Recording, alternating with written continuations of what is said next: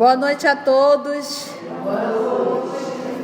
Hoje, exatamente, nós estamos reunidos para estudarmos a obra O Consolador. Vamos dar continuidade à questão de número 297. Confere? Nós estamos retratando o item falando sobre as religiões. Hoje, exatamente, 19 de agosto de 2019. Vamos fazer a nossa prece? Nesse clima, amado Jesus, nesse reencontro entre amigas, nós te agradecemos por essa oportunidade sempre que o Senhor nos oferece de estarmos reunidas para estudarmos a obra O Consolador. Como se trata, amor querido, de uma obra psicografada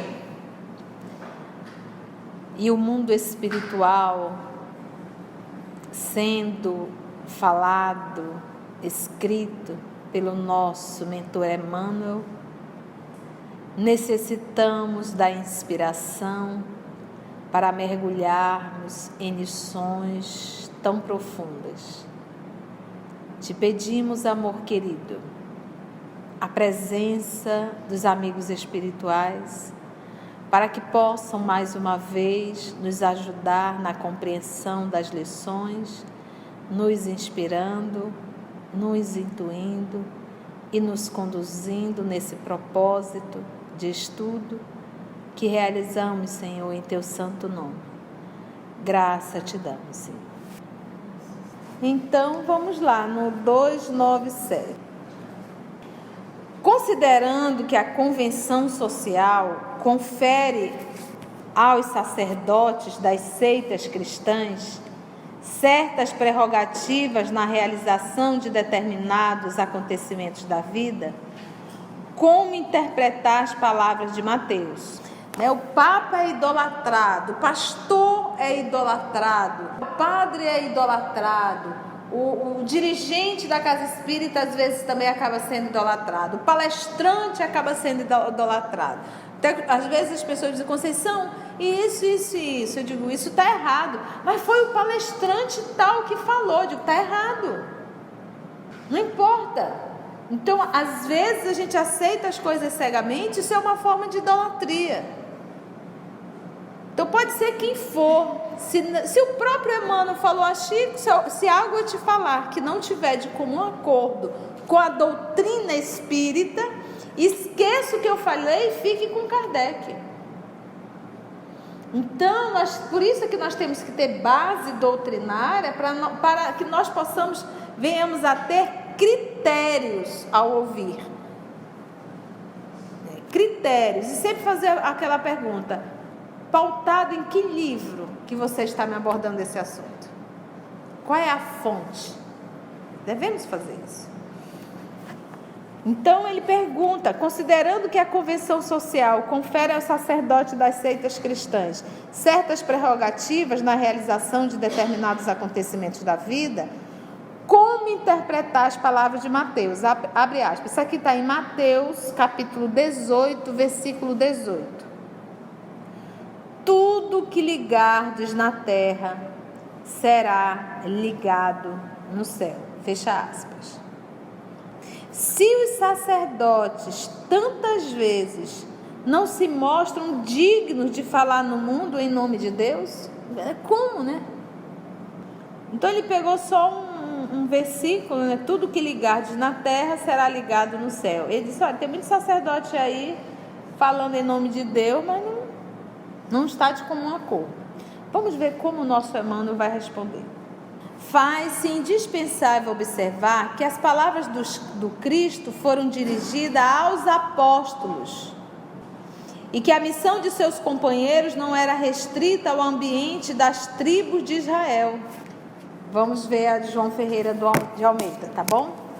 Vamos ver esse Mateus, capítulo 18, versículo 18, mas eu vou ler um pouquinho o que antecede para que a gente possa compreender comentário do nosso querido Emmanuel.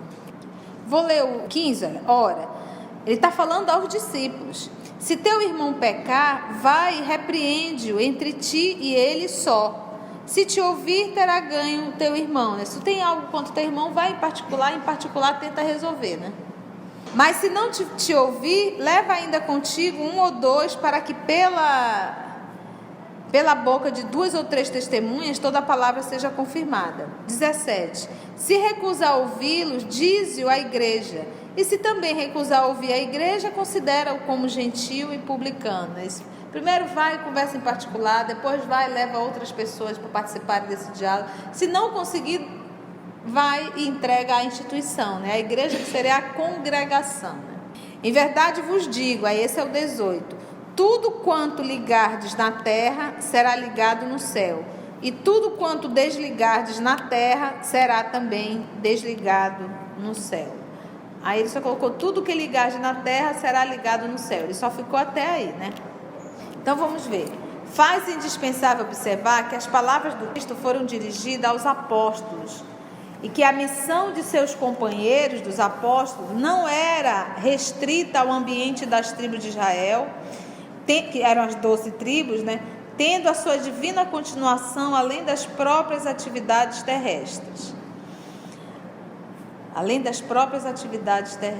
Até hoje, os discípulos diretos do Senhor, olha que interessante, tendo a sua divina continuação além das próprias atividades terrestres. Né? Não eram lições só para a terra, eram lições para o infinito, para a eternidade. Até hoje, os discípulos diretos do Senhor têm a sua tarefa sagrada. Discípulo direto do Senhor é aquele que está uno com Ele. São esses espíritos que já puderam estar com Cristo. Até hoje, os discípulos diretos do Senhor têm a sua tarefa sagrada em cooperação com o Mestre Divino, junto da humanidade. A Israel mística dos seus ensinamentos. Mística aí seria a tendência para a vida religiosa, tá? Junto à humanidade dos seus ensinamentos. Os méritos dos apóstolos, de modo algum, poderiam ser automaticamente transferidos aos sacerdotes degenerados pelos interesses políticos e financeiros de determinados grupos terrestres. Depreendendo-se, concluindo-se daí que a Igreja Romana, a que mais tem abusado desses conceitos, uma vez mais desviou o sentido sagrado da lição do Cristo. Importa, porém, lembrarmos neste particular a promessa de Jesus de que estaria sempre entre aqueles que se reunissem sinceramente em seu nome. Nessas circunstâncias, os discípulos leais devem manter-se em plano superior ao do convencionalismo terrestre, agindo com a própria consciência e com a melhor compreensão de responsabilidade em todos os climas do mundo, porquanto, desse modo, desde que desenvolvam atuação no bem, pelo bem e para o bem, em nome do Senhor, terão seus atos evangélicos tocados pela luz sacrossanta das sanções divinas. Então o que ele fez? Ele não fez uma crítica aos sacerdotes, ele exaltou os verdadeiros trabalhadores de Jesus. Então, o fato da criatura ter um título aqui na terra, de dirigente, palestrante, doutrinador, papa, sacerdote, pastor, seja lá o que for, isso são títulos. Títulos não me garante que eu seja verdadeiramente um discípulo do Senhor. O que me diz verdadeiramente a minha posição como discípulo do Senhor, como um trabalhador do Senhor, é a minha conduta moral. Isso sim, e não um títulozinho. Então, o que ele está falando aqui é verdadeiramente, Jesus falou, esse tudo que ligares na terra será ligado no céu. Ele fez esse movimento para os discípulos. Ou seja, não cabe a todos. Dá para ir para o 298? Considerando que as religiões invocam o Evangelho de Mateus para justificar a necessidade do batismo em seus característicos cerimoniais, Como deverá proceder o espírita em face desse assunto? E agora, o que tem de espírita que leva menino para ser batizado, né? Ainda convida, né? Vai ter o batismo do meu neto, do meu sobrinho, não sei o quê, e faz aquela festinha. E a gente fica meio assim olhando, né? Se essa pessoa já estudou o espiritismo mesmo, a gente percebe que ainda não estudou, porque se tivesse estudado, teria compreendido. Então aqui fizeram esse movimento. Considerando que as religiões invocam o Evangelho de Mateus para justificar a necessidade do batismo, em seus característicos cerimoniais, como deverá proceder o espírita em face desse assunto? Tipo assim, está no Evangelho, então realmente, está em Mateus capítulo 3, 13, quando ele vai retratar o próprio batismo de Jesus. Está em Mateus capítulo 28, versículo de 18 a 20, quando ele vai falar dos discípulos que irão batizar. Tem também em Marcos capítulo 16, versículo 15 a 16, também fala do batismo. E tem João capítulo 1, versículo 33. Capítulo 1, versículo 33. Foi catando aí. O Marcos é 16, versículo 15 a 16. Os espíritas sinceros. Então Kardec já denominou, já definiu. Eu vou te dizer para quem eu vou falar. Para os espíritas sinceros. Então, ou seja, existem espíritas que não são sinceros, que ainda não entenderam o espiritismo. Aí fica com pé lá, outro cá, com pé lá e com pé cá. Os espíritas sinceros, na sagrada missão de paternidade, devem compreender que o batismo, aludido, referido no Evangelho, é o da... Aí ele vai dizer o que era o significado do batismo no Evangelho. É o da invocação das bênçãos divinas para quantos a eles se reúnem no Instituto Santificado da Família. Então, é o da invocação das bênçãos divinas para quantos a eles se reúnem no Instituto Santificado da Família. E essa família, obviamente, universal. O batismo era uma simbologia, era um símbolo, O seu encontro da sua convenção ao cristianismo. A doutrina espírita, uma das belezas dela é não determinar, mas esclarecer. Então, por exemplo, eu sou espírita. Em casa nós temos católicos, evangélicos e uma série de coisas. Então, sou tia de muitos sobrinhos. Então, mana, você vai ser a madrinha do meu filho. Mana, eu já sou tia-mãe. Então, não há necessidade, eu não vou me submeter a isso. Não se preocupe que isso não vai fazer diferença nenhuma para o meu cuidado com os meus sobrinhos. Então, particularmente, a minha família respeita, eu já coloquei minha posição e não há esse tipo de convite. Isso na minha cabeça. Mas para quem quiser ir, vá, não tem problema nenhum. Sabe, eu sou um pouco radical, eu não gosto de me atropelar. Então, quando eu tenho uma informação, eu gosto de viver aquilo, eu gosto de... Mas é a minha forma. Se você consegue ir ou qualquer, não tem problema nenhum, o espiritismo não proíbe nada. Eu é que não vai mesmo, entendeu? Eu não me sinto bem. Eu vou fazer aquilo vai ser aquilo vai contra os meus princípios, o rito, a vela, e não sei, eu não gosto, gente. Eu acho que eu já me libertei de rito faz tempo. Eu não me sinto bem, eu não gosto, entendeu? Eu particularmente não gosto, mas respeito. Agora, ao espírita, ele levar filho para batizar, aí é mais complicado ainda, entendeu? Aí é bem mais complicado, entendeu? A pessoa, por isso que ele diz assim, quando ele disse os espíritas sinceros, vírgula, ele já está dizendo aqui, olha, eu vou te dizer com quem que eu quero falar agora. Porque tem o espírita flutuante, o espírita frequentador, entendeu?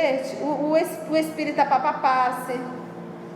É só isso, chega ali, escuta uma palestra e vai embora. Mas não há um comprometimento, não há um estudo sério. Porque, gente, à medida que a gente vai estudando, nós vamos nos libertando de crendices, de ritos. Você imagina que se a criança não fosse batizada, ela era denominada de pagã, era pagã? Você acha o quê? Que um filho de Deus nasce pagã? O que é isso? É necessário uma gota d'água, um mergulho lá e um Ave Maria, um Santa Maria para que tudo se resolva? Então isso eu não vou. Já me convidaram várias vezes, um dia já desistiram. Quase 25 anos de espiritismo, mas as pessoas já entenderam. Mas respeitamos. Era uma prática, só que não com o significado que tem hoje. Você imagina que Jesus foi batizado por João Batista porque estava escrito no Antigo Testamento. Quando Jesus se aproximou de João Batista o identificou e disse que ele não precisava, não era necessário. Que na verdade João Batista disse: eu não sou digno nem de amarrar as sandálias. E aí Jesus disse assim: mas assim terá que ser feito para que se cumpra o que está escrito. Que o Filho do Homem, o Messias, estaria sendo batizado no Rio Jordão, blá, blá, blá, blá, blá. Toda aquela coisinha que estava escrito para identificarem. Então, ou seja, Jesus fez tudo como mandava o figurino, mas ninguém identificou. Apesar dele ter feito, ele não quebrou o protocolo. Ele fez tudo bonitinho. Então, o que o nosso irmão vai questionar aqui, que ele está questionando, é o significado hoje, que não é igual ao da época. O propósito é totalmente diferente.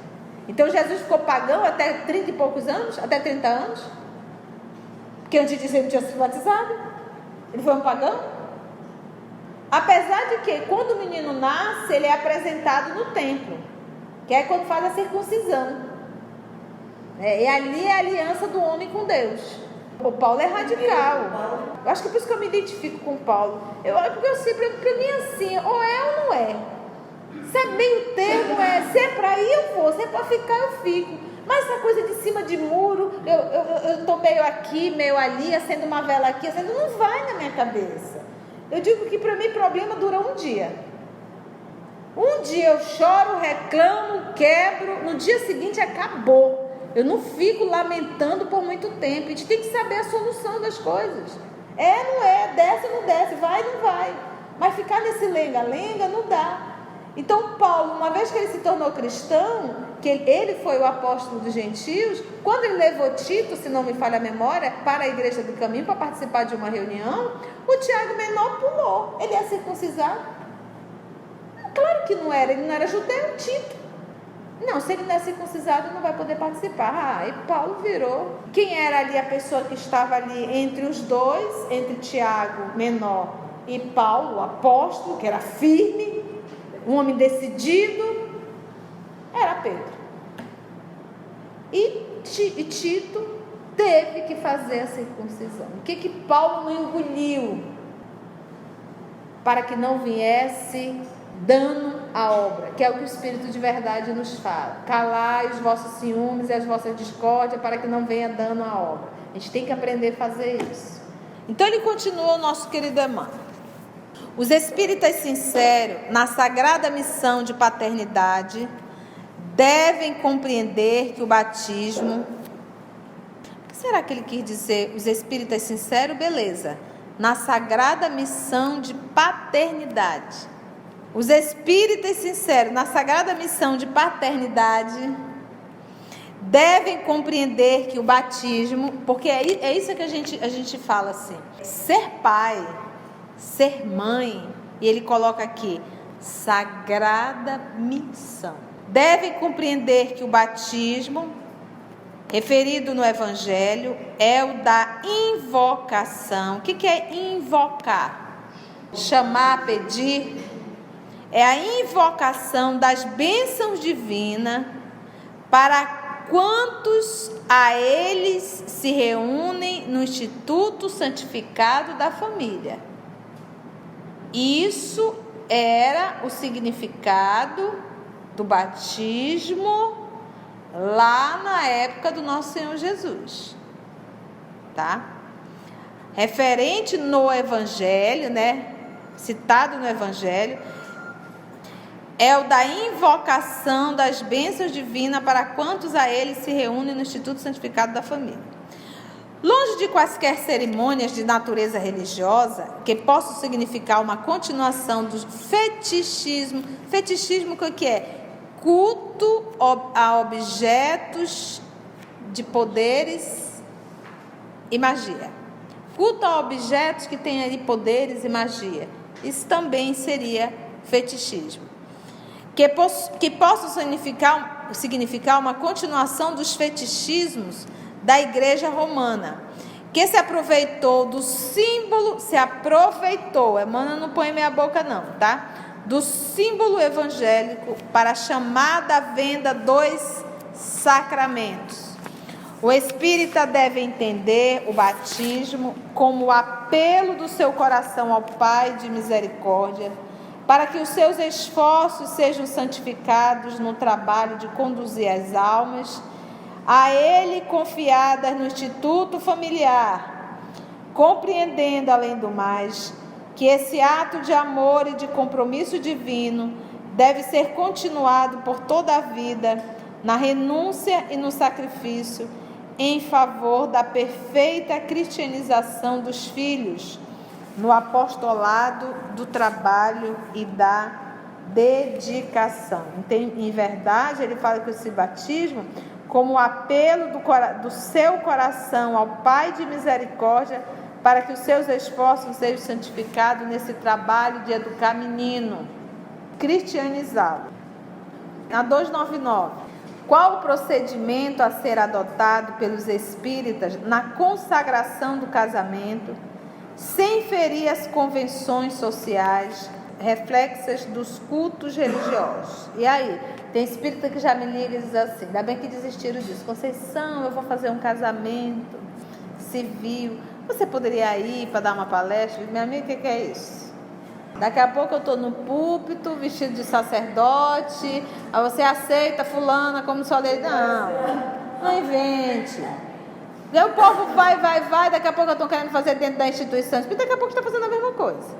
Então, quer casar, procura os meios legais, civil, você está entendendo? Faz lá, aceito, não aceito. O casamento é um trem tão sério que precisa de testemunha, viu? Quando alguém me fala em casar, eu digo que o Senhor te dê força, te dê coragem, muita renúncia, muita abnegação, porque não é fácil. Ou coisa complicada é casamento. Deus te dê força, coragem, abnegação, renúncia, porque depois de um casamento de 35 anos, você já abriu todas as portas do céu, porque não é fácil. Então, uma vez isso feito, uma vez isso realizado, eu quero comemorar, reunir os amigos, sim, faz um jantar, alguma coisa, mas não vai inventando marmota, senão daqui a pouco a gente acaba repetindo. Ele diz, os cultos religiosos, em sua feição dogmática, são igualmente transitórios como todas as fórmulas do convencionalismo humano. Que vocês fiquem casados até que a morte separe. Gente, pelo amor de Deus. Não dá tempo nem de completar um ano de casamento, ela separou todo mundo e ninguém morreu. Então é muito mais um ato de vaidade, né? Como é caro e o povo gasta muito, não é brinquedo não. Então ainda é aquela ideia da princesa, sabe? Eu digo que, olha, o filme Foram Felizes para Sempre, porque acabou ali. Se desse continuidade, filme, conta para pagar, cozinha, desse todo esse movimento, aí a ver se foram felizes pela sempre. Então é ainda aquele sonho meio que de princesa, né? Meio que a pessoa idolatra aquilo, né? É uma coisa interessante. Então ele diz, como todas as formas do convencionalismo humano, que o espírita sincero cristão, assumindo seus compromissos conjugais perante as leis dos homens, busque honrar a sua promessa e a sua decisão, santificando o casamento com o rigoroso desempenho de todos os seus deveres evangélicos, ante os preceitos terrestres e ante a imutável lei divina que vibra em sua consciência cristianizada, quando o é, né? Imutável lei divina. Então, em verdade, o que Deus une, o homem não separa, Deus é amor. Quando há amor, não há separação. Se há separação, é porque em verdade nunca houve amor. Tá, Conceição? Casamento aqui na Terra com amor é raro? É raríssimo. Até porque nós estamos num planeta de provas e expiações, logo você é um ser humano do planeta de prova e expiação, e o fofo ou a fofa que você vai se casar também é. Então, do jeito que você traz encrenca, o outro também traz. É fácil um relacionamento desse? Não é. Conviver com pessoas que ainda é um espírito imperfeito é complicado. Não é fácil. Então, eu digo assim, se ajoelhou, vai ter que rezar. E principalmente quando envolve filhos, crianças, principalmente numa determinada idade. Então, fica traumas muito grandes. A turma de hoje está meio que anestesiada. Mas dizer que é saudável, é legal. Hoje o filho está com a mãe, com o pai, daqui a pouco já separa, a mãe já arruma outro namorado, o pai já arruma outra namorada, e o menino já... Gente, é uma confusão que fica difícil na cabeça da criança. Eu digo que eu fui criada com pai e mãe, graças a Deus, entre tapas e beijos, porque os dois brigavam e não era pouco, rebolava cadeira, rebolava sapato, era uma coisa muito harmônica dentro da minha casa. Vai largar o fofo? Vai largar a fofa? Então tá. Vai vir outro fofo e outra fofa, pior ou um pouquinho melhor, igual tu não vai encontrar. Mas dificuldade em relacionamento, seja homossexual, heterossexual, seja só com irmão, só com irmã, até com cachorro tu briga. Porque é convivência. Se eu me meti nisso, que eu posso, acho que a gente tem que ter consciência que vai ser difícil, que não vai ser fácil, que nós vamos ter que renunciar, vamos ter que resignar, que vai ser uma luta, mas que se nós cumprirmos a missão até o final, poxa, Conceição, agora se ele te agride, se ele te bate, se ela te bate, se há traição, aí realmente não dá, não tem respeito. Seria falta de respeito você continuar com um relacionamento desse.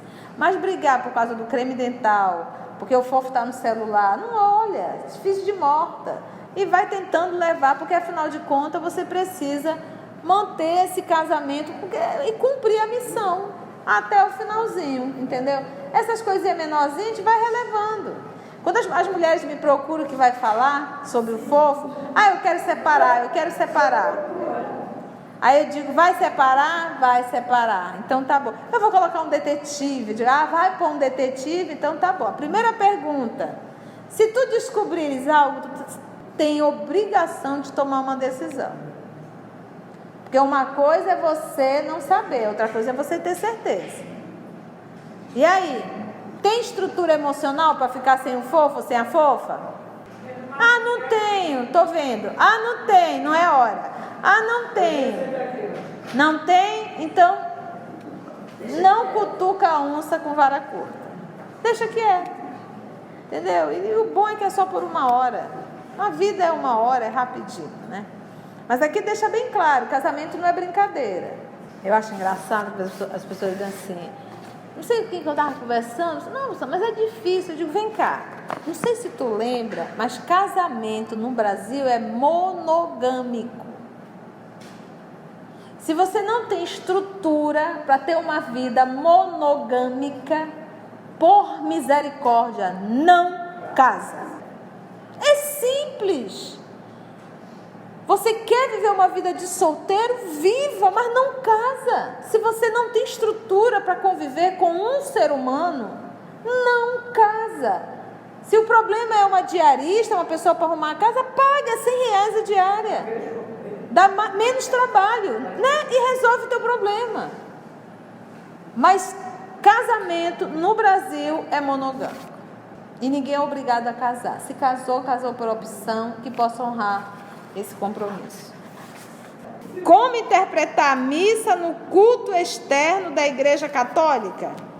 Perante o coração sincero e fraternal dos crentes, a missa idealizada pela Igreja de Roma deve ser um ato exterior, respeitável para nós outros, como qualquer cerimônia convencionalista do mundo, que exige a mútua consideração social no mecanismo de relações superficiais da terra.